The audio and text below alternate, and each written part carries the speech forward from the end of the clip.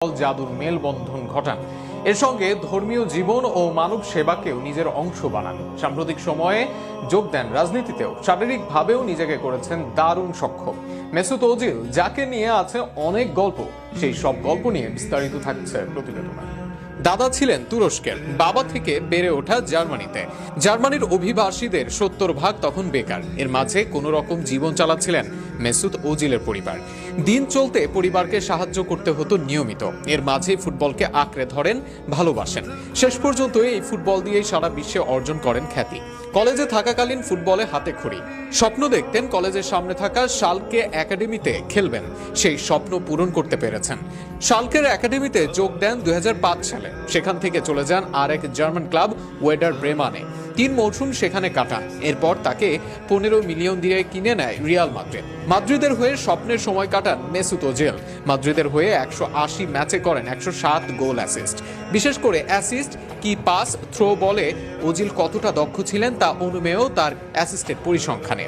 Real মাদ্রিদে 27 গোলের বিপরীতে 80 assist করেন ওজিল। তার ক্লাব ছাড়ার পর মাদ্রিদের সেরা তারকা ক্রিস্টিয়ানো রোনালদোই তাই আফসোস করতে থাকেন। বলেন, ওজিল এমন একজন যে সুন্দর খেলা বুঝতেন। মাদ্রিদ ছাড়ার পর লম্বা সময় কাটান আর্সেনালে। গ্যানার্সদের হয়ে খেলেন মোট 254 ম্যাচ, 44 গোলের সঙ্গে করেন 75 অ্যাসিস্ট। শেষ পর্যন্ত কোচের সঙ্গে বনিবনা না হওয়ায় আর্সেনাল ত্যাগ করেন। ক্যারিয়ারের শেষটা কাটান তুরস্কে। সেখানেই বর্তমানে রাজনীতির মাঠে নেমেছেন ওজিল।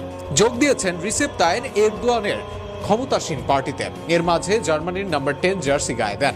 সেখানে তাদের হয়ে জয় করেন এক বিশ্বকাপ। 92 ম্যাচে করেন মোট 27 গোল। তবে শেষ বেলায় জার্মানির ডাউনফলে দোষারোপ করা হয় তাকে।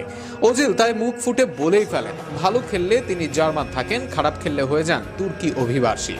মাঠের ক্যারিয়ারের বাইরে সামাজিক ও ধর্মীয় ক্যারিয়ারেও বেশ সুপরিচিত ছিলেন ওজিল। নিজের বিশ্বকাপ জয় থেকে পাওয়া অর্থ ব্রাজিলের 23 শিশুর চিকিৎসায় ব্যয় করেছেন। সিরিয়াতে হামলায় নিহত মানুষের পাশে দাঁড়িয়েছেন। রমাদানে সোমালিয়া, তুর্কি, সিরিয়ার মুসলিমদের জন্য ওজিল মোটা অঙ্কের অর্থ বরাদ্দ দিয়েছেন রেড ক্রিসেন্টের মাধ্যমে। সোশ্যাল কাজের পুরস্কার স্বরূপ পেয়েছেন ব্রাজিলের লাউরেস অ্যাওয়ার্ড।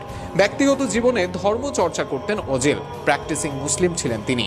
রোজা রেখে খেলেছেন বিশ্বকাপের ম্যাচ। এছাড়া বরাবরই মুসলিমদের বিপদে ছুটে গেছেন।